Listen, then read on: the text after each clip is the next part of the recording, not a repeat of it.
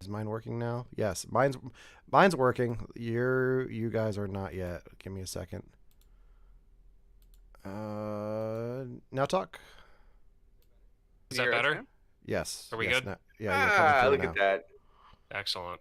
Good Awesome. to be heard. Yeah. All right. Hey. Oh, We're back. hey. All three of Are us. we live? We're live. Oh, think. Alan, we missed you. Don't get sick again. Yeah, we'll talk about it. We'll talk about Hang it. on. Not in detail, but we'll We talk weren't about alive? Huh?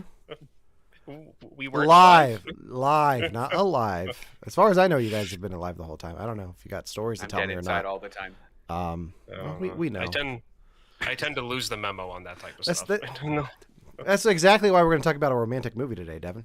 Oh, So- just you wait. I have thoughts. Yeah. All right. Let's get into it. Let's do it. Hey, everybody. Welcome to You Have to Watch This podcast. I'm Alan. I'm Ryan. And I'm Devin. And today we're going to be revisiting the Titanic 25 years after the film's release for its re-release in theaters that none of us went to go see, and we probably all rented it or something else. That's exactly it. So yeah, Our it was weird not being here last week, but I'm glad to be back. You guys did a great job manning the ship without me. You know what? Yeah, Ryan even did an Irish accent last week. I know. Oh, I know. I tried. No. You nailed it, Ryan. So, funny thing, I didn't tell you guys. I decided to wait until tell you this on the air. Oh, no. Okay. So Monday, I was teaching a podcast seminar at work. Whoa. And it just Really? happened to work out that I had your clips to edit. So a bunch of students got to hear you guys talk about. What was the reaction? Were they like, man, that one guy with the beard, he knows what's up. They love the Irish accent. Did So, they? Ryan, they want more of that. So Please, What, all the of time. me doing Yeah. it? No. no, I'm kidding. The I didn't. people demand it, Ryan. They didn't hear much of it. It was more talking about like just podcasts in general. But yeah, it was Mhm. very helpful that I had your guys' clips to play with. So Hey, that's what we're here for, man. and I didn't have to listen to my own voice. So so yeah, each week we talk about movies that one of us hasn't seen, but we're breaking that format a little bit this week, but more about that later. But at the top of the show, we like to talk about things that we've been watching in pop culture over the last week or so that we want to get the guys excited about, talk about. I have something right off the gate. Since the last time we all talked, I watched Banshees of Inisherin again. What did you think? No, I really like this movie. I think you guys did a great job on the episode last week, as I said before the show. You pretty much covered all the bases that I wanted to hit on, except for the one thing about the old woman being a banshee herself. Oh, yeah. Which you almost got there. You almost got there, and Yeah, we didn't. We just saw her more as like comic relief than anything else. Yeah. and that I didn't just want to kinda- insult her. She Yeah. lived a long life. yeah. But no, it's a good episode. Go check that out if you haven't already. But for real, Devin, you made it to the movies this weekend. I did not. So I'm really, yeah. This is the. We'll talk. I'll go in the details why it's really weird for me in a second. But tell us what you saw. I saw Ant-Man Quantumania. This is the first one of Phase 5, isn't it? Yes. Yeah.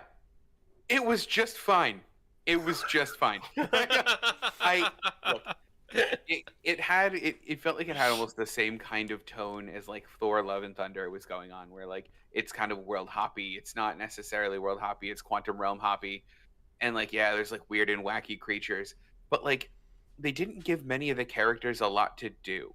Like the one thing that was really disappointing is Evangeline Lilly like almost doesn't talk in the whole movie, and like she's just kind of there to be like, I'm the Wasp. I'm in the title too. But like there isn't a lot of character growth, and that part's kind of a shame. Yeah. But it does set up the villain for Phase 5. Okay. Yeah, from the marketing, I was like, I don't know how much Evangeline Lilly's going to be in this. She's definitely present. Yeah, Her physical self is there. I'm not surprised to hear that. It's a shame, but Yeah. yeah. So I did not get to go see this weekend. I was sick again this past weekend. Still, I think I was still getting over what I had last week, but I did the math. This is the first Marvel movie in the MCU that I did not see opening weekend since. Anyone want to take a guess? Oh my gosh, it's gonna be Captain America. No. Ah. Ryan, do you want to take a guess? Just throw an MCU movie out there. Captain Marvel. Incredible Hulk 2008. Wow. Yeah. Ryan, I have a question. I was thinking about this during the movie. Ant-Man is your wife's favorite franchise in the MCU right now. The first Ant-Man movie is her favorite MCU movie. Okay, so it didn't extend to 2. It did not extend to 2. We watched 2. She enjoyed 2. But like she's not a superhero movie person. She never has been. She likes the first Iron Man movie because it was the first one, because that was like, that one. And she likes Ant-Man because it's more of like a Paul Rudd heist movie than it is a like, hey, we're part of the MCU movie. That's why she enjoys it. We have wandered far from there. I was thinking about that the whole time. I was like, I don't know if I would ever recommend this for Ryan's wife. No, ever since the time travel quantum stuff, no. I mean that stuff was in the first one though, so it was a bit. I mean, it was a tiny bit, and it didn't have to deal with time travel. That's fair. There was enough in this that surprised me though. Like I didn't know there was a cameo from a certain very famous actor that everybody might know about. I didn't know there were essentially 2 villains in this movie. Are you talking about Bill Murray? Yeah, I didn't know Bill Murray was in this movie. He's in the trailer. He has his own poster. I never watched the trailer. I didn't even see the trailer. And the only poster I saw was one with like Kang and like them on his finger. That's the one we have up now. That's the one I have hanging on my wall in the light box. And I haven't seen the movie yet. I will retain that Kang is a very cool villain. I will say that. I will say you need to stay for both of the end credit scenes, because both of the end credit scenes are worth it. Very fun. But the movie was fine. Okay.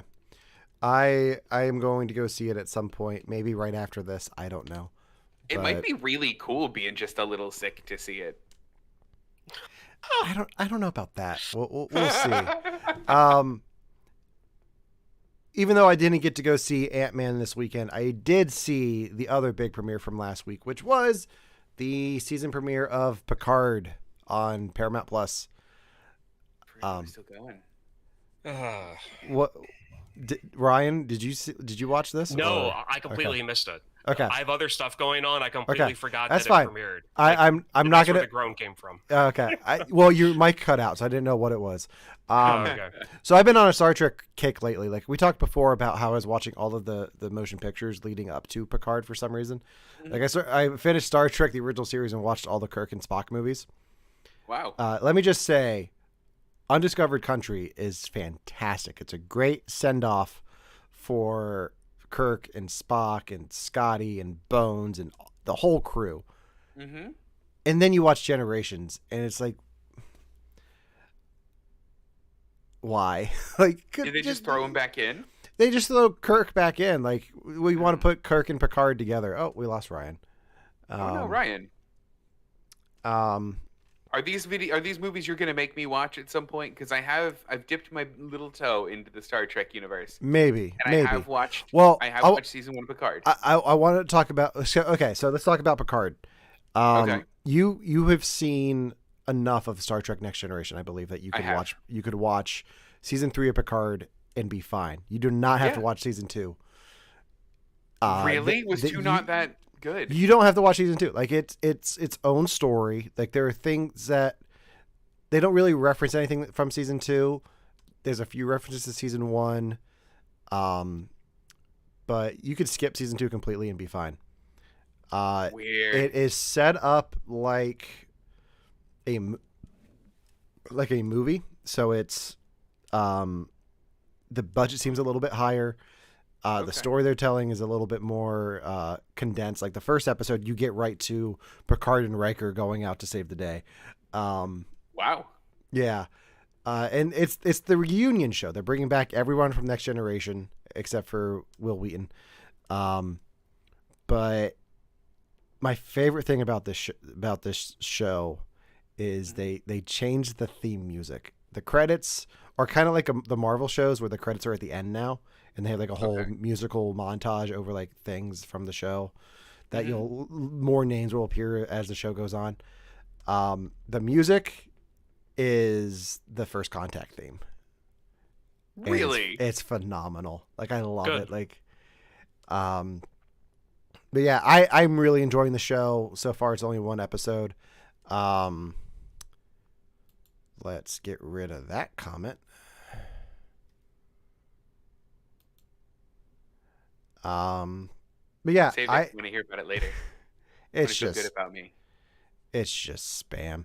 But yeah, I really enjoy Picard. It's going to be the first episode sets up a very interesting mystery on several levels. So I'm really interested to see where they go with it. So I'm glad you're enjoying it because season 2 felt so inconsequential, and I was really disappointed to hear that neither of you liked it. So I'm glad season 3 is going in a direction you both like, or that Alan likes and that Ryan may like. Well, I mean that's the one thing that I heard about when there was rumors about like what season 3 was going to be while they were filming, that it was going to be like the original cast from Next Generations is coming back, and this is going to be what the fans actually kind of wanted to begin with. And from what Alan said, from what I heard, it sounds like that's exactly what they're doing. So I can't wait to I'll probably watch the first episode as soon as we're done here.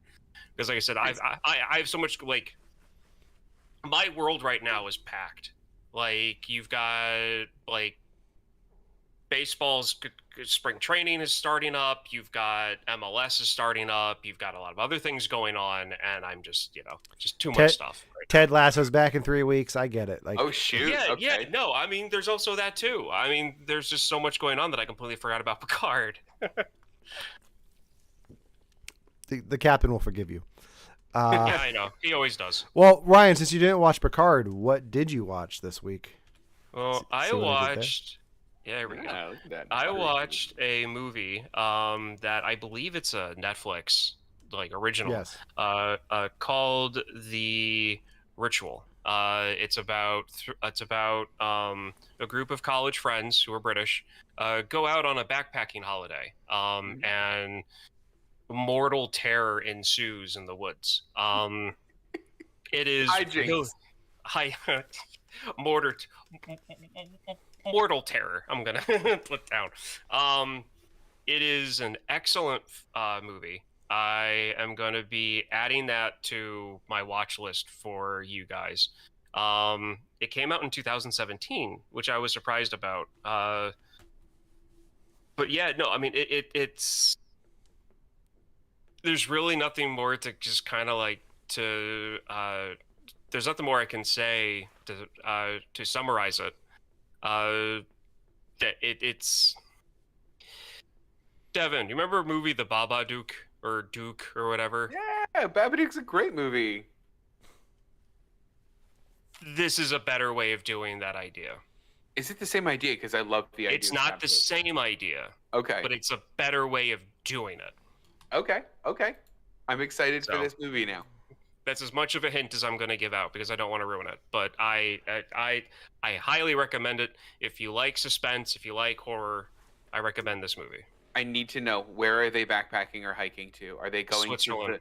Oh, okay. Not the forests of Ipswich?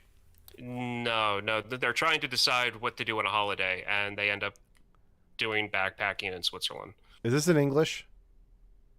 It's a British film. So okay. No. It's a oi, bruv! The whole time. Is it in English though? Yes. Okay. Yeah, as I say, you didn't actually answer my question. Like. Yeah, I did. They're British. They speak English. Yeah, there's English and then there's British. Like, oi. Like I've been rewatching Ted Lasso. There's jokes on that show that I didn't get until I turned on the subtitles. Okay, so they are British Southerners. Oh, Devin will understand that one. Yeah, they're from like Essex.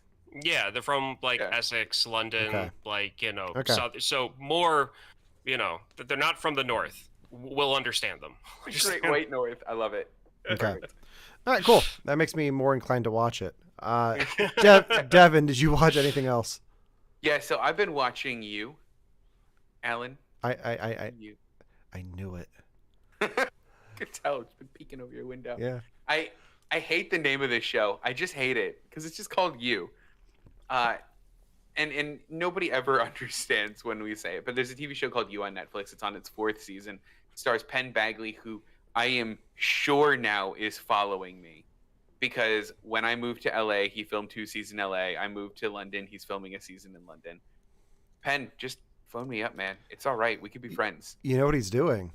What's he doing? He's watching you. Oh, you're watching him. He's returning the favor. That's all I need. But no, look, season 1 of You is really good. Season 2 of You is also pretty good. Season 3 is not good because it does a lot of the same thing over and over again. This one does something very fun with it, and I'm actually really enjoying it. I don't hate the character enough. I've read the books. I've watched the TV show. Like I'm all in on the character. So like, I'm enjoying this one immensely. I know not everyone does, but I like it. Okay. I have one important question. Yes. Is it better than the poster? Better than the poster? You get, my goodness, Penn Bagley just eye sexing the camera there? No, it's never better than that poster. It looks like the cover of a bad grocery store romance novel. Oh, it is. Oh, it is. Look, I'm not proud of liking this show so much, all right? I mean, the whole point of it is that little baby Penn Bagley in the middle falls in love with a girl every season, and he loves her so much he'll kill for her. That is the plot of every single season. I'm going to remember everything you're saying right now about this show, and I'm saving that for the horrible take you're going to have on the romance story in Titanic, because I can feel it. I can feel it across the pond. I can feel it. Just wait, Ryan. I can't wait. Yeah, that's my take on You. It's wonderful. I'm not proud of it, but I love it. All right. I think that does it for our We Watched This segment. This is where we usually start with a movie that one of us has never seen before, that one of us brought to the show. But we've all seen Titanic before, correct? We have. This wasn't a new watch for anyone. When was the last time you guys watched Titanic? Because for me, like, I've watched bits and pieces of it over the last few months when it was on Showtime. But it's been a few years since I sat down and watched it beginning to end.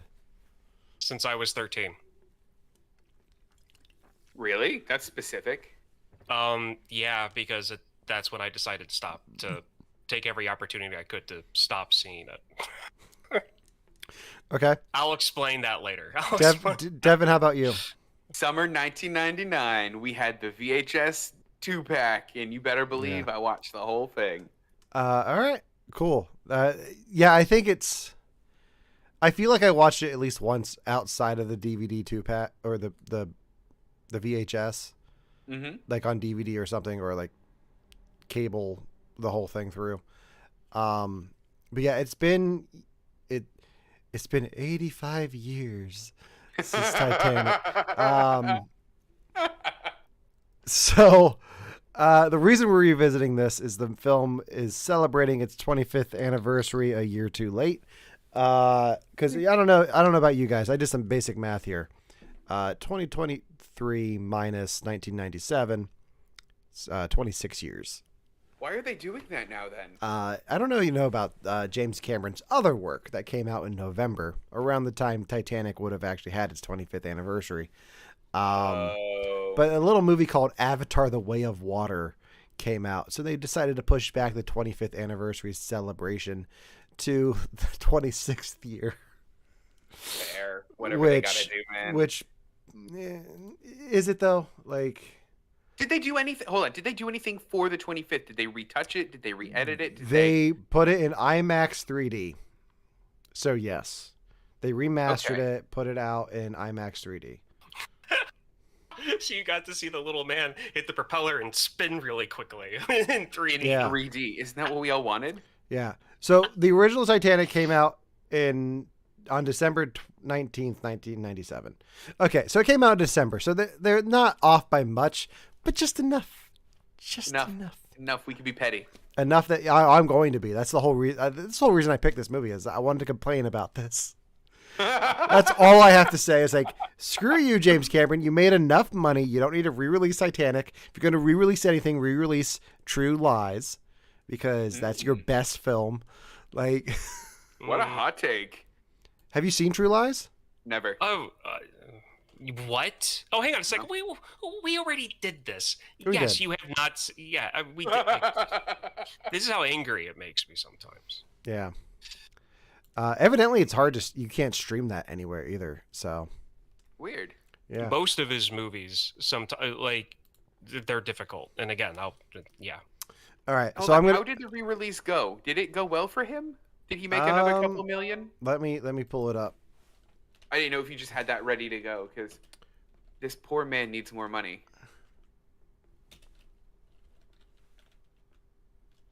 All right. Let me take a look. Variety. So Titanic, the first weekend it came out for the re-release, grossed $22.3 million at the global box office, while Avatar added $25.8 million. Wait, was this? So it did all right. This was last weekend. So yeah, this is the weekend it came back out. So it did decent. Yeah. Wow. Titanic is the third highest grossing movie of all time at $2.27 billion. That is insane. And Avatar 2 is right behind, is gaining on it. Like, I think it just passed it this week. According to this article, it was at 2.217 million. That's insane. Good for him. Good for James Cameron is all I have to say. Yeah. He's doing a bang up job in this movie thing. Mm-hmm. So yeah, let's talk about Titanic. It's about a boat. Is it? Ship. You see how the thing went down? It's a boat. It's about a 17-year-old aristocrat who falls in love with a kind but poor artist aboard the luxurious, ill-fated RMS Titanic. Fair. So this has been a long time since we've watched this. What were your guys' reactions to revisiting Titanic in 2023? Well, for me, it was just seeing it as an adult. Because like I said, the last time I saw this, and I was wrong on the age, by the way, because there are things about my history of this movie that gets under my skin. It was probably like 16 that I made like a permanent stop on ever seeing this movie again. So I haven't seen it since then. And watching it as a 37-year-old, I definitely took more from it. I definitely saw it differently. There's aspects of it I enjoyed more. There are other aspects of it that are exactly the same as I did when I was 16. I mean, 13 when the movie came out. Okay. Devin, how about you? I loved it. You know what? I loved everything about it on this rewatch. It was 3 hours long. I wasn't expecting to I was expecting to cook or do some dishes or play a little video game while I watched it. Enthralled, completely enthralled the whole time. Watched it from start to finish. There's only a few cringy bits, and it's mostly the modern day stuff, and we'll have to talk about that. But no, it earns its runtime. It is such a good freaking movie. I loved it. I don't believe you. You know what? I don't care. We'll talk about it. I was not expecting that to be your hot take. Like, honestly. That's my hot take. I mean, yeah. No, love it. I will watch this movie again this weekend. I Okay. won't, but I would. You could go see it in IMAX 3D. I very well could. Absolutely. You Did won't, you guys not but you like could. it as much? I too have issues with this movie. Which we'll get into later. I thought it was fine. Like I I get why it has its place in film history, because it did win a bunch of Oscars. It won Best Picture. The song's iconic.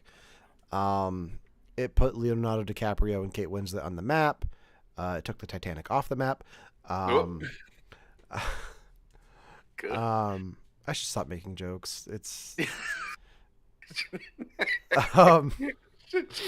but I should.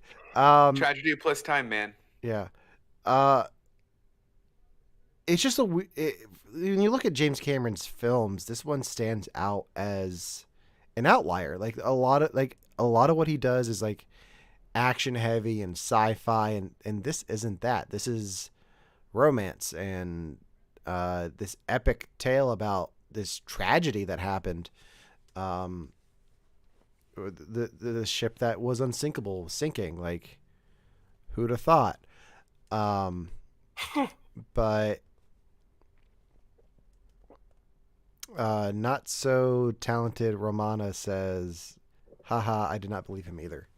So even your wife is calling you out on that. Like, we're gonna have to go talk about it. Look, I'll defend every point that I made on this movie. I mean, look, I think that the movie basically is Cameron, because you're right. This is very different than a lot of the other movies that he's done. But James Cameron has such a deep passion for like underwater and for like scuba diving and for like, you know, being in a submarine, and you can really tell that he cares about it. And it feels like this is his way of saying, look at why I love this thing so much. Where it's not about like, oh, look, there's a rusty ship and I can see it up close. It's there were lives here and whole stories, and like that's so cool.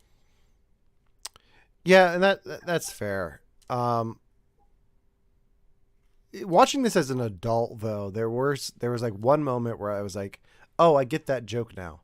And it was where Rose brings up Sigmund Freud. Yes. Listen, I remember being like a 9-year-old and watching this movie and going, I like Jack, Rose is just fine. I like fell in love with Rose the second I watched this, like at the table where she's like, sassy, sassy, sassy. I'm like, yeah, that's her. That's my girl. And Leonardo DiCaprio doesn't deserve her. Like from the second she came on screen. I can't think of anything that I've seen Kate Winslet in that I don't like her. Like because the last thing I saw her in before watching this was The Holiday, and I absolutely adore her part in The Holiday. Like to the point where my wife and I watch it, and she's like, just fast forward through the Cameron Diaz stuff. Like, let's just watch the Kate Winslet. But yeah, she's a great character. Like the one thing that is true about a lot of James Cameron stuff is the strong female lead, like Aliens and True Lies, and in here Terminator, especially T2. The strong female lead is present in this, and then Jack is just kind of there. Agreed. He could have been anyone. Yeah, he's just there looking pretty. Like that's why they cast DiCaprio. I mean, he is the reason why she didn't jump off the back. No, I mean, no. It can't just be anyone. She never would have done it. I completely agree with Jack. She never would have done it. No. It's not just that. It's not. It's more than just her not wanting to do it. It is him being there, getting her back over the railing, and basically her throwing her mom's life away to want to completely, like run away specifically with him and not just get off the boat, make up a name and disappear. Like his character is important and it makes sense for the movie. It's true. I mean, he's a version of life that she never knew existed, essentially, and it's a breath of fresh air. But I'm convinced that it could have been anyone that was like, that was nice and charming. I'm not a rich person. Yeah, it could have been that. It could have been not even rich, nice, and charming. It could have just been like, I'm a vagabond, come live with me. And she'd have been like, I'm yours. Yeah, I don't think so. Okay. No one's ever good enough for my girl, is what I'm saying. So the internet has actually been debating this for a while. I don't know that. I don't know if you guys know about this fan theory about Titanic. Oh, no. I'm gonna read this verbatim from the Reddit post here. Jack from Titanic was a time traveler that was only there to save Rose from committing suicide and altering the timeline. There is evidence to back this up. Listen. Yeah, there is. This may seem ridiculous, but think about it for a moment. If Rose jumped to her demise, then the ship would have stopped to look for her. The temporary delay would lead to warmer weather, and the Titanic would have never hit the iceberg. This is also why Jack made it a note to spend so much time with her. His job was to ensure her survival. Does that sound like any other James Cameron movie to you? It really does. Now, Devin, do you want to know where this all comes from? No, where's this come from? Of where this comes from? No, which one? Remember when he's talking about, spending days on the lakes of Lake Wichita? Yeah. That's a man-made lake that wasn't made until years after the Titanic sank. 1917. Yes, 5 years after the Titanic sank. Yeah. Oh shoot! Okay, I might be sold on this then. That is a really funny detail. The other evidence is his haircut seemed completely out of place for the era. Furthermore, his rucksack wasn't common until the late 30s. He also claims that he will take Rose on the roller coaster at the Santa Monica Pier, which won't be built until 1916. How does Jack have knowledge of all these future places?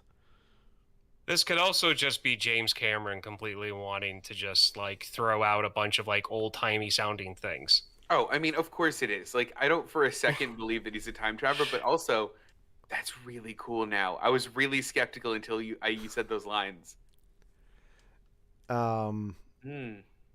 Yeah. I might be still. That's just one of the tabs I have open for today. Are all of the tabs so good? You're not gonna like the tabs I have open for today. I'm just warning you guys ahead of time. Okay. Does one of them involve the door? Because I forgot to open one of those. None of them involve the door. I'm not at all concerned about this door. I understand that Mythbusters myth-busted it to death, and probably 2 people could have fit on the door. But I mean, look, his mission was complete. He got to sink to the bottom of the ocean, knowing that he did his job. Yeah. All right. So, getting away from the fan theories a little bit, let's talk about the film. What stands out about this film today compared to things that are released today? What is there anything that stands out to you? Because for me, it's the use of practical effects with digital, and this is the mid to late 90s, the perfect blend of getting the CG right with the practical effects, and we've gotten away from that. This is a film that came out in that perfect era of mixing the two, because the even on the rental that I had from iTunes, it still looked good, even if it was remastered in 2012. What did you guys think of the effects and all of that? Anything stand out to you film wise? I remember when I was watching it. I mean, it still holds up. I mean, if you tell someone it was made in 98, they're going to, expect late 90s CG, and they're going to be impressed because it was impressing back then. It still is for that time. But I rented it on Amazon, and when the first CGI shot I remember seeing was the people waving at the pier before it takes off, and the first thing I thought was, hey, it's a Call of Duty Modern Warfare cutscene. Was it that bad? No. It's not that it's that bad. It's that CGI for Titanic in 1998 pushing the boundaries was as good as a good cutscene from a modern day Call of Duty video game. Okay. That's what I'm saying. I mean, I thought the graphics held up incredibly well. I mean, just knowing when the movie came out and knowing what was available to them at the time, I think there are plenty of movies that released that year that don't have the same treatment and do not hold up as well in terms of special effects. I know one. Which one is it?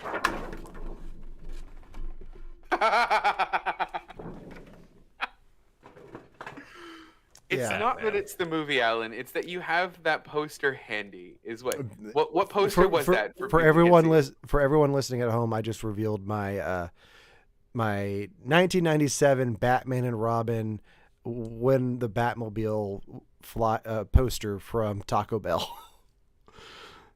Bat and nipples I just and love all. that Alan has it ready. It's just I ready don't for just all have it occasions. ready. I have a stash of posters here behind my bookshelf. So Okay. I've got other ones there too. What else do I got? Got Wakanda Forever. See, it's not all horrible okay. movies. I definitely could have just showed you Jim Carrey's crotch though. Ooh. Riddler in the Riddler costume. Yeah. No, Not, it's all that's on the poster. Just that. I get it. not just the Truman Show. Ew. Good. So hold on. The one thing that I keep hearing about this movie is, oh my gosh, it's so long, and it did like clock in over 3 hours. Mm-hmm. My takeaway from that after watching it is that it deserves it earns every minute of its runtime, where you get enough time to fall in love with these characters, give them enough time to breathe, give them enough time to like who they are and what they're doing, and then put them in danger. And neither of those two things feel like they're being taken away from. You're not like, oh, I didn't get a lot of romance because they had to focus so much in the boat sinking, or oh, the boat sank awfully quick, didn't it? But if they hadn't spent that much time like on the romance bit, then they, every part of it got an appropriate amount of gravitas. And I think it earned the runtime. Did you guys have that? The only part that suffers for me is the present day stuff. I pretend that's not there. Yeah. because but as a storytelling device, it makes sense. Like to go back and tell the story of Titanic. Like before this movie came out, I didn't know what the Titanic was. I was 6, and when this movie came out, right? You would have been, right? 6 or 7. No. Yeah, somewhere in there. I was in elementary school. I didn't know what the Titanic was. But as soon as this movie came out, like everyone, it was Titanic everywhere. Everyone knew about Titanic. And the movie educates you on what happened with the Titanic. By showing you what happened to the Titanic on that little CG model with the guy giving the commentary like a YouTuber today, like a reaction video. No, that character is a YouTuber.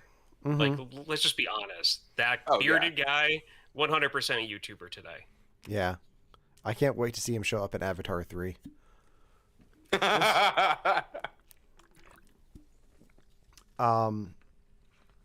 But no, I think the 3 hour like runtime works for it. I think people just like, oh, it's so long, because it was like the first film that everyone got the 2 cassette VHS set of. Ryan, what are your thoughts? I've been really broke. My only thing is with the modern day stuff, and I know we're going to touch on it later, so I'm not going to go too in depth on it. But all I'm going to say is that the length of it, and because of my history with it prior, like I told Kristen, I was like, hey, can you just indulge me for a second? I'm going to try to go over the beats with you of Titanic, and you tell me if you think I got it all, because I really don't want to have to rewatch this movie. And I want to see if I can still remember it from the like 5,000 times I was forced to watch this movie. And so I started talking about it, and she said, you're forgetting the modern day stuff. And I'm like, what do you mean modern day stuff? And she's like, you've got to rewatch the movie. I'm sorry. Oh, no. So I had completely forgotten about all of the modern day stuff except for her, dropping the diamond at the end. Like that's, yeah. So, I mean, that's my feeling on the modern day stuff. Okay. I hate it. But let's keep on going. Well, do we want to talk about the link I sent before the show? Since Well, we're we kind have of talking about the ending and the modern day stuff. Oh, Alan. So before the show, I sent the guys the alternate ending to Titanic, which is a little bit different than what happens at the end of the theatrical version. So at the end of Titanic, Rose goes to the edge of the boat in modern day and pulls the diamond out of her pocket and drops it into the ocean, and then goes to bed and dies. In that order. I mean, that's what happens. That's the end of the movie. Yeah. In In the alternate cut, she goes to the edge of the boat, stands on the ledge, and then her granddaughter and Bill Paxton run to rescue her from jumping off, and she holds the diamond hostage, which is the only way I can put that. And they reveal how like she had the diamond in the pocket the whole time, and like Bill Paxton's like, "Can I just touch it for a second?" And what was her line? It was something like, Oh my gosh, it was something like, "The only really priceless thing is love," or something. You're looking for treasure. Every day count. Yeah, you're looking for treasure in the wrong place, Mr. Lovett. Only life is priceless, and making each day count. She tells him, echoing Jack's mantra. So it's a cheesy ending, but it kind of works for me. Oh no, not at all. No. Oh my gosh. There's that a moment. ending is a total groan fest. Okay. Like that's Listen, just eye roll like It the entire time. It makes the modern day stuff make more sense. That's, you know what? It does tie it together a little bit more. I'll give you that. Even just having like, even if you just cut the cheesy mantra line, or like just him begging to touch the diamond for a second, if you cut that scene differently, like getting that point across. So maybe you don't have the YouTuber guy like yelling like, no, are you crazy? Like if you get rid of that, like I feel like it could be more dramatic instead of as cheesy as it is. Cause I don't think the version that they have on YouTube has like any music behind it. And I feel like if you had that theme going behind it, it could be a little bit not as cheesy. My problem with all of the modern day stuff is Bill Paxton's character. Is it? I hate the way he looks. I just everything about him I can't stand. That's and so poor Bill Paxton. No. The thing is, so people know, I love Bill Paxton. Like he is / was one of my favorite actors. Like he is in almost all of my favorite movies. Around this time, I was watching Discovery Channel, the History Channel, TLC, like a 13-year-old should have been watching like MTV. Like I was watching it all the time. And my favorite shows were shows about like underwater stuff with those submarines they used to go down, like shows using that equipment going down to like the ocean, all that other stuff. In the movie at the beginning, Submarine 2, like the one that lands first and sends out the little robot and you've got like the extras there, those are actual underwater submarine techs. Those are real submariners. Mm-hmm. Did you see the way they looked? Glasses, short hair, like they looked like college professors. And then you go to Bill Paxton, the leader of the thing, and his group of motley looking guys that look like they haven't showered in 3 weeks. And it's one of those things where it's like, I can't get over the fact that like, this is how these people really look. And then this is how Hollywood's portraying them. And it makes me mad. So, okay. That's fair. To counter your point, do you have the same problem with Indiana Jones? Indiana Jones is a live action comic book. I mean, that's completely different. Hold on. I had a professor that I swear was Indiana Jones. I will actually argue this point. He was giving a class. He was lecturing about ancient religions. A fly was flying around, and this guy, not a word of a lie, snatched the fly out of the air and placed it on his desk mid-lecture. Didn't stop a beat. I'm convinced Indiana Jones is real now. The thing is, too, it's also a genre difference. Like, if Indiana Jones was set up like Titanic, then yeah, that'd be a little silly. But Indiana Jones is like a live action cartoon.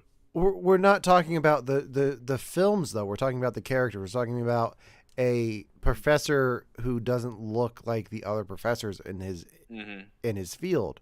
Like you swap them out. Like if it's Harrison Ford in that boat instead of Bill Paxton, does he look out of place? Is he fighting Nazis? No, Bill Paxton's off fighting Nazis, and Indiana Jones is looking for the Hope Diamond. Indiana Jones had more of like well, if we're talking 1930s, the way that he I'm dressed, just then yeah, like Alan. Here's the thing, to me, Titanic and Indiana Jones and the characters are two completely separate, different movie watching experiences. So to me, that's not a good analogy for this for me. I'm sorry. But my thing is, like, you're talking about him not looking like a professor because he looks different. Not looking like a professor. Mm. The guys in the other submarine are real professionals at what they're doing. Okay. That's how they look. And then they cut over to the other submarine, and then you've got Bill Paxton with really badly dyed hair that looks almost like Justin Bieber hair. Well, and then you've got all these other people. It doesn't fit for me. And at the time, as a 13-year-old, all I watched was these documentaries about these people doing this. Okay. And I was like, and it still bugs me to this day. Another counterpoint to that: he's not a scientist; he's a pirate. I know he's a pirate, but they're still doing scientific things. They're still using the equipment. Yeah, but he's looking for treasure. Like, it's this, regardless of how many counterpoints you bring up, it's still gonna bug me. Okay. It bothers me. Can I take this second to just say I didn't realize they were pirates until now? They're Think not really about it. Pirates. They're not really. No, pirates. they are. They hunt. No, Yeah. they 100% are. I thought they were scientists, and like their big deal was that they just really cared about this thing. Like I get it. Never really connected the dots that they're just treasure hunters. Like, pirates for hire. Yeah. In the interview that he does, that Rose sees him do on the news, the interviewer asks him about the ethics of what they're doing because he's a treasure hunter. He's a modern day salvage guy. I didn't know this is a career that a person could do, and now this is all I want to do with my life, guys. Do we want to just be treasure hunters? No. Speaking of treasure, Devin, I'm glad you brought this up. Do you remember back when we were in college, you brought up that treasure hunt that the guy would put out in Forrest Fenn's treasure? Yes. Did anyone ever find that? They did. They absolutely. And actually, like 2 people died finding it, but they found it. Oh, really? Oh, yeah, wow. Yeah, I watched that like a hawk because I was sure I knew where it was. Were you close? No. Wow. It was in Arizona. I thought it was New York. I was wrong. Not even same side of the country. Shame. I want that as my job. Yeah. I mean, it could be. Guys, please, I need a crew. I'm serious about this. We went from talking about Ocean's 11 before it, and now you're trying to put a crew together. Yes. All right, let's go back to the movie for a bit. Okay. Bill Paxton's weird. I will give you his hair does look weird. What else do we want to talk about? Movie-wise. Okay, so I didn't realize how small the soundtrack for this movie was until this rewatch. It's basically My Heart Will Go On, and then an instrumental version of My Heart Will Go On. And those are the that's the soundtrack to this movie. Did it ever grate on you guys? My mom bought the soundtrack for this, so we had it on CD. Oh my and God. I heard it more times than I wanted. There were about 12 to 13 different songs on it, and they all pretty much sounded the same, but there was like the opening theme, the boat scene, the music that's being played and like during like the meals and like on on the deck of the ship, like that was in it. So yeah. I'm the soundtrack Oh my guy. gosh, you have it! I didn't plan on having it right in front of me. I just happened to have it right in front of me. Yeah, the soundtrack is all pretty much the same tune, and that's what James Horner and James Cameron did for this and for Avatar. Today at work, I had music playing in my office, and I left the room for a bit, and I came back, and the theme to Titanic's just been stuck in my head since I watched the movie the other night, and the music from Avatar was playing, and it just kind of flowed right into it. I was like, oh, it's kind of just the same thing. Like, you watch Avatar again, it's just the I See You song that Leona Lewis sings at the end. Yeah. Not that that's a bad thing. Like, they definitely stick to that theme, and they take the theme and make the song afterwards. And it won the Oscar for the song. I have a hard time listening to My Heart Will Go On. And I think I've talked about this on the show before. But the song "My Heart Will Go On" always reminds me of my aunt who passed away when I was in high school, because she had the soundtrack to this and would play it when I was around when I was younger, and then at her funeral, the song started playing in the funeral home, like in the weird like piano music things that they play at funeral homes. Mm-hmm. So that's kind of just always been ingrained in my memory. So every time I hear that song, I think of that, and it was weird going back and watching this movie without that, like trying to put that aside. But after I got like 2 hours in the movie, I was fine. Oh no, it wasn't. It didn't take it that long. But it's just one of those things that is always present whenever I hear that song, even though I bought the soundtrack and have it in my mix now. So. Oh wow! I mean, look, I think that it's a really good song. I really like "My Heart Will Go On," and I didn't mind hearing it again and again. I think the strongest musical moment in the whole movie, though, isn't "My Heart Will Go On." It's that scene where the band plays "Nearer My God to Thee," and then they like cut to different little vignettes happening around the ship as it's sinking. Oh, like that part is like haunting. I love that part. Did you guys have that too, or is it you guys? There's a lot of that in this movie, and it's not just at that scene. I feel like that's the payoff for all of the buildup of showing all of the different characters on the ship, showing the mother with the two kids, showing the girl that's dancing with Leonardo DiCaprio before he dances with Kate Winslet. Showing showing the two guys that are in the cabin that they're with when the guy goes, "Where's Sven?" So I mean, I feel like that was like the payoff to all of the buildup of like meeting all of the different side characters. Mm-hmm. And yeah, because I mean, it was a horrible, tragic circumstance, and it's one of the reasons why like we need rules in place to make sure companies do what they're supposed to do. Yes, and let's leave that at that. Could not agree more. So let's start wrapping this up. I have a question for you guys. Have you heard of Titanic Fan 97? No. What is this? This is a guy on TikTok who has the world's largest collection of Titanic on VHS. How many copies of Titanic on VHS do you think this guy has? 5,000. No, that's too many. I'm going to say he's probably around 250. 1,080 at this point, and he posts regularly. He when you get a chance, check out, he has one that's graded. Like, it's sealed and graded and worth more because it's graded. But he has a doll that he carries around. Like, he's obsessed with Jack Dawson. He made like a whole people send him VHS tapes of Titanic. Like, every time I see a VHS of Titanic in the pub, like out shopping at antique malls or thrift stores, I'm like, I should buy that and send it to this guy. But I was like, no, I'm not encouraging that kind of behavior on the internet. I mean, there are worse things you can do on the internet. So I'm glad this guy's found like a little thing that's not hurting anyone except for his wallet. And I guess the wallets of other people.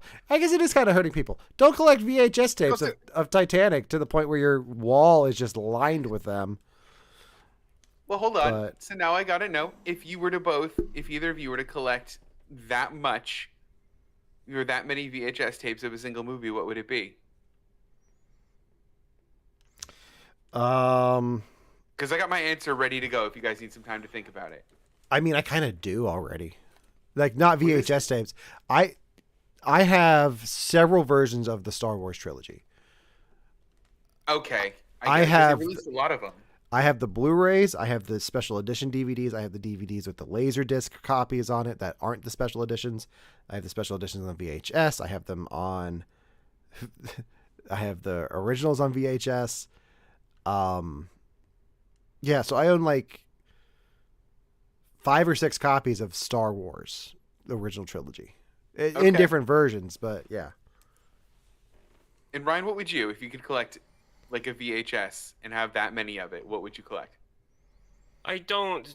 My actual answer, I don't remember the name of the movie, but it was about like a little mouse that like drove cars and stuff. It was made in the late '80s, early '90s, but I can't. So is it Ralph S. Mouse? I have no idea. Is it So I'm Mouse just with a gonna motorcycle? go with some. If it's a mouse with a motorcycle, then that's it. That's it. Yeah, it's called Mouse and the Motorcycle. That's it. No, it's not that simple, is it? It is. Yeah, 100% it is. So I have the stats on the Titanic guy here.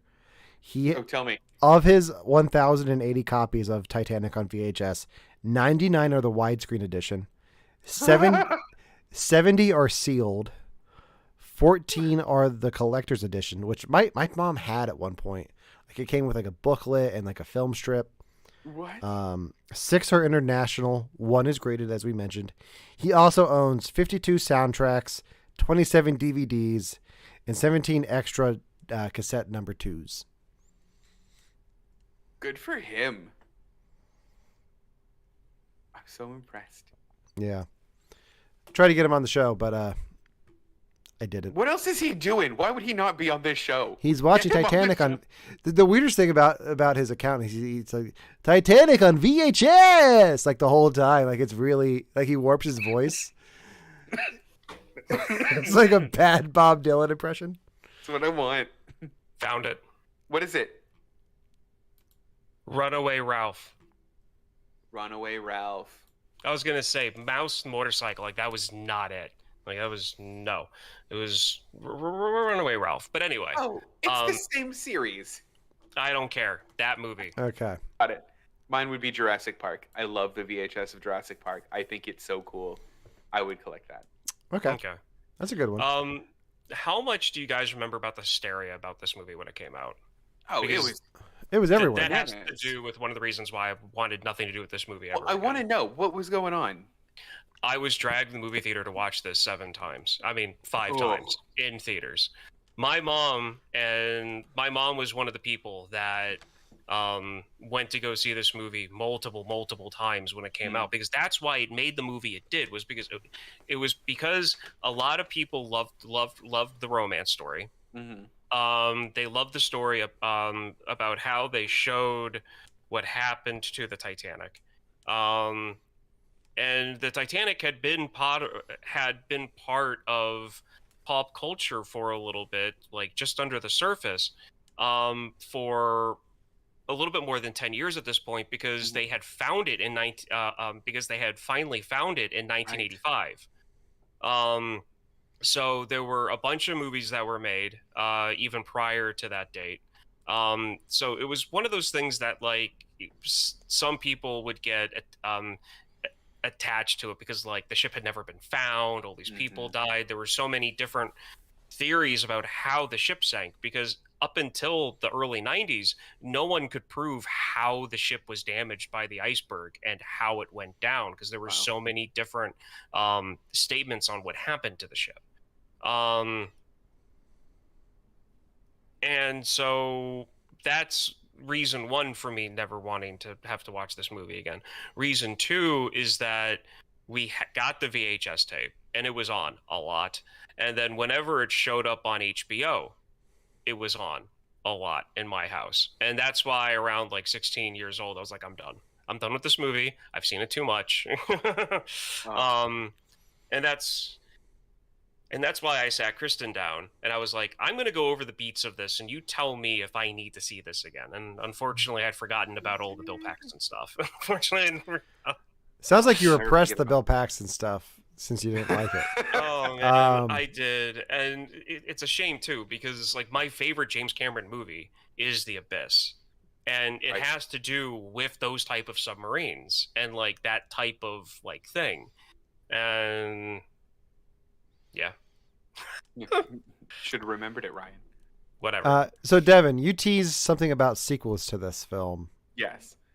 There are at least 2 sequels that I wanted to talk about. One of which I know you guys don't remember, but I know you guys are aware of. Okay. So guys, there is what I'm going to call canon sequel to the the ruby that she throws off the ship. Do you guys remember what happens to that ruby after she throws it off the ship? Britney Spears' boyfriend gives it to her in the That's it. And oops, I did it video. again. Listen, in exactly 2 minutes and 50 seconds after Britney Spears does 5 front flips in a row and removes a helmet off of an astronaut, he hands it back to her in the end. Because he went down to get it for you. Yeah. I thought the old lady threw it in the ocean at the end. Yeah. So yes, that is the canon sequel to what Devin, happens after this. Devin, I too had 2 younger sisters that were about the same age as yours. I know. Okay, good. I'm just learning about this now. Yeah. Oh, Ryan, watch it. At least watch it at like 2 minutes and 45 seconds on. It's a gem of a clip. What is the other sequel? Titanic 2, a film released in 2010, a century after the fateful voyage of the original. Modern luxury liner Titanic 2 set sail. Oh, is this one of those like horribly made purposeful movies? It's an asylum film, and in case you guys were wondering, it's not an iceberg, guys. It's a tsunami of icebergs. Okay, so this is something else that I need to talk on, and this is the reality about possibly what happened about the iceberg. So there was a documentary done about. There's a scientist out there who does not believe that with how calm the ocean was and with no real light because there wasn't a full moon,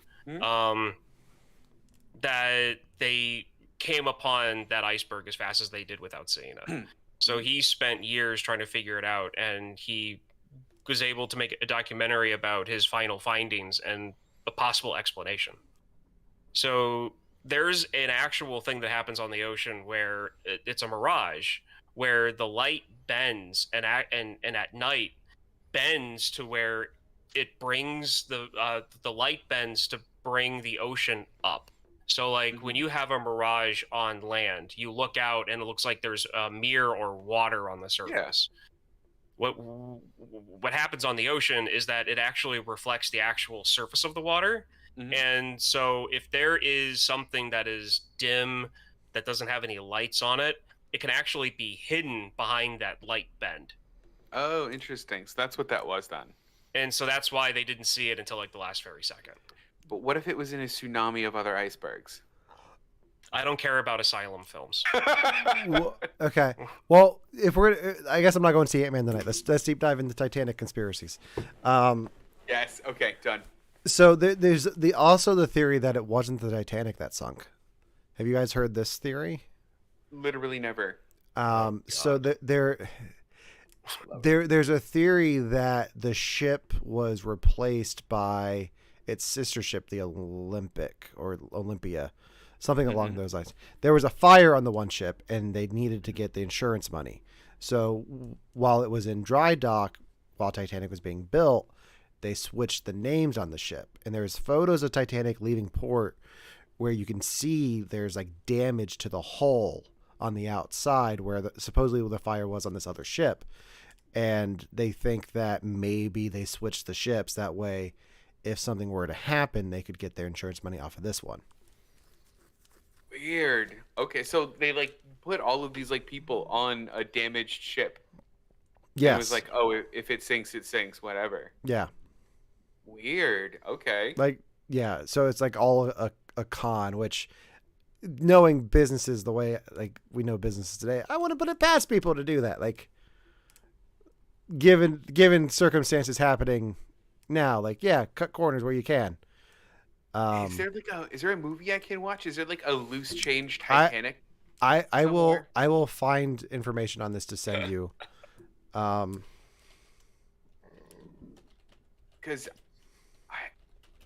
okay, look, I'm not a conspiracy theorist at heart, but boy, do I love a good conspiracy theory. And like, I don't ascribe to like any of them, but like, I just think they're so fascinating.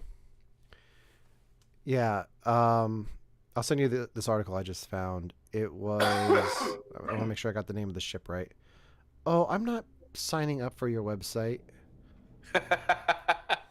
So while you're doing that, Devin. Yeah. Yes. What did you think of Imhotep making an appearance in this film? Imhotep? I know who you're talking about. I know the actor you're talking about. And I Billy know Zane. who was Billy Zane in this movie? Billy Zane is Cal.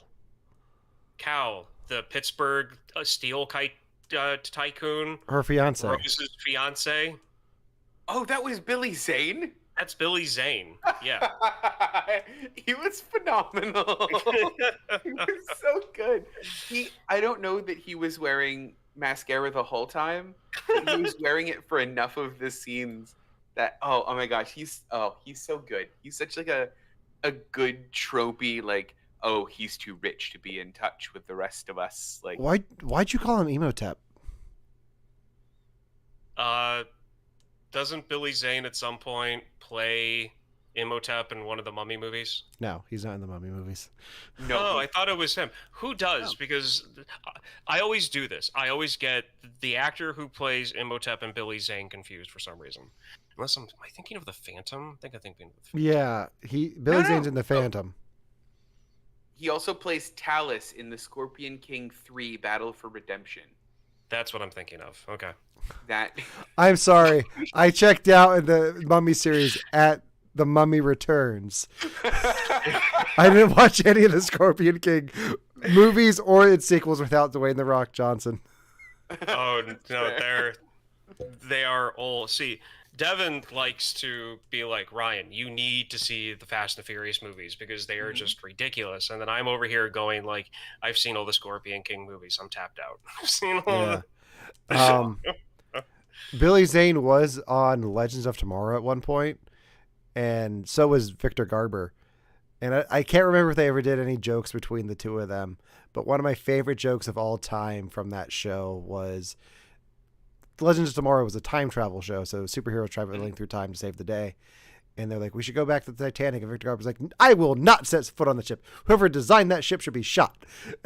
He plays the guy who designed it. It's favorite joke of any of the CW DC shows. Like, That's really good. to this day, it just makes me laugh. was Billy Zane Phantom? Was that his character? Yeah, in the Phantom. Oh, wow! I didn't know that. Yeah. All right. So we're not gonna. I know the MythBusters proved that it would hold them both, but do you think Jack could have survived on the door? No, I truly believe that, like, under the perfect set of circumstances, they could have fit. But I think that with how cold they were, how numb all of their bits were, I don't think that he could have successfully gotten on the door without also dunking her in the process. Okay. Ryan?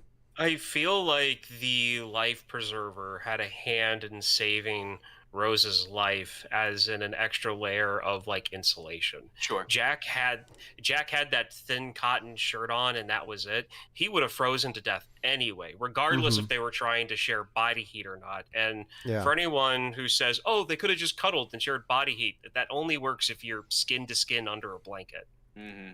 If you're that cold and hypothermic, and it's wet. skin to skin under a blanket. You don't hug someone who's wearing wet clothes because it's not going to work that way. So, all right. Last thing I want to talk about is the Chowder story from the Titanic set. Have you guys heard about this? No, how do you know all of this? Well, James Cameron's been talking about Titanic. There's been a lot of Titanic in my newsfeed, but I knew this story from before. So on the set of Titanic, there was an incident where someone spiked the chowder on set with PCP. Holy cow! I just saw a clip of James Cameron talking about this yesterday. A bunch of people got sick and high on PCP and had to go to the ER in the middle of nowhere, like this poor abandoned ER where there was no one in there. Then 85 crew members just show up high on PCP. Did they ever find out who spiked it? Nope. They never figured it out. Wow. I feel like but- it's something Billy Zane would do. It sounds like it was for the modern day stuff. So if I had to put my money on it, I'd say it was YouTube guy. Absolutely. Or the old lady. Old Rose. Even better. Ooh, I like that. Leave leave them with a story. Like that's how Titanic ends in my mind. She gets everyone on the boat high on PCP and then says peace. It's a better ending than the alternate one. And then she meets Jack down in the bottom of the ocean. Okay, so my last thing. So the movie ends with her meeting all of these people back on the ship, Jack at the clock, like she did after dinner, where she decided to change her whole life. I feel like that is because that was one point in her life where she was the most happy, the most, like it was the first time she made a decision on her own and stuck to it. And so like to her, that's like her mental home. Like probably whenever she got stressed out, she would think about like that lobby, that staircase, that time with Jack. Mm-hmm. Where would so like, it's kind of like an afterlife lobby. Okay. Mm-hmm. Like the lobby greeting you to the afterlife. At this point in your guys' life, what's your afterlife lobby? Like what is your staircase? Do you have one? Because I have one. Yeah. I don't. You guys talk. I need to think. Devin, you go. So, all right. So mine is just the entranceway from literally the ticket booths until the front of Main Street in Disneyland, California. It is right there. There's always something calming for me about walking from knowing that you've gotten past the ticket booth, knowing that there's this whole like relaxing, nice, very present day ahead of you, and just kind of walking under those portals and being like transformed or just being taken away into what's going to happen. It just has a calming effect on me every time. If I'm ever struggling to go to sleep, I visualize that down to what it smells like, what the banisters feel like, down to exactly what I can see in that area. That's my place. Okay. I technically have two, but I'll stick with the one that's actually like a real life thing and not, just ones and zeros. Going into a baseball stadium. Yeah. It could be Busch Stadium. It could be Citizens Bank Park. But like getting in through the gates, walking the concourses, getting food, seeing everyone else that's there to enjoy the same thing you're there to enjoy. And it's kind of the same thing. Like, even though it can be packed and busy and chaotic, it's still calming because you've got seats. Mm-hmm. You don't have to worry about getting there early, getting there late. No one's going to take them because you've got, you've got them called. And yeah, it's the same thing you said. Like, it's calming. You are just going to let yourself go, and it's just a really calm, pleasant moment for myself, like getting into the stadium and walking the concourses. Was that enough time? It was. I came up with like 5 joke answers. I figured. I mean, ours sounds similar, Ryan. It's ones that people be like, yeah, there's too many people, it's too busy, but like, it's personal and it means something. Yeah. I mean, if we're gonna go like, mine's a little bit of a bigger scale. If we're gonna go that way. Something about going back to Happy Valley in State College, Pennsylvania, like just going back to where, like, because that was like the first place that I was on my own, and it's where I met my wife. Like, that's just a special place for me. Like, going back to what you guys were saying, but the place that really came to my mind was my grandfather's house, because it was that was a house that was in my life for 31 years, and it was always a happy place to go. Until the end. But other than that, Risky Reels and Fortnite. Right here on the podcast. Love that. This is it. The Walmart break room. Ooh, that last one. I'm going to show my age here, but the Walmart smokers room in the break room. I didn't even know they had one. I don't think that was back before Pennsylvania banned smoking like inside. I don't think we had a Walmart when they had those. Yeah. My first Walmart did. Yeah. But also like just the movie theaters. Like, honestly, like movie theaters are like that place for me. And if I leave now, I will Still not making it in time for Ant-Man. Oh, I'm It's sorry. okay. It's okay. I have got other stuff I need to do tonight anyway. Probably tomorrow night. But anything else on Titanic before we wrap this up? No, I'm happy that you guys were shocked by my answer, that I loved all of it. But Well, I mean, you were telling us before that you were like making comments that to make me think you were going to like tear the like romance part of this apart. yeah, I loved it. I think you guys might have changed my mind on like the romance movie genre as a whole, because I've seen more. Oh, of them. Yeah. okay. Well, good, because I might ruin it for you again with our next pick. Oh no! Shoot. So the one thing that rewatching this is, like, I'm not doing this on purpose, but I feel like since I know what my next pick is going to be, it might as well be on purpose. I think I have a theme for the next few picks I have to go through. Okay. So I'm excited for my next one because I know it's one that you've never seen, Devin. And Ryan, I don't know if you've seen it, but that'll be in a few weeks. We'll find out. Yeah. But before that, next week it's Ryan's pick. Ryan, what are you going to have us watch? Well, last year my pick landed on Valentine's Day week, and I changed my pick at the last second. I'm going back to what my original pick was going to be. Okay. We're going to do the 2013 film Warm Bodies. That is right, the zombie romance movie. Okay. So, it is on Peacock. If you have a subscription for Peacock, it is on Peacock. Alan, I'm telling that for you, so you can see it without having to rent it or anything. Devin, I have no idea where you were going to find it. Personally, I'm sorry. It's probably on Amazon or iPlayer or something. Okay. This is. Oh honestly... boy!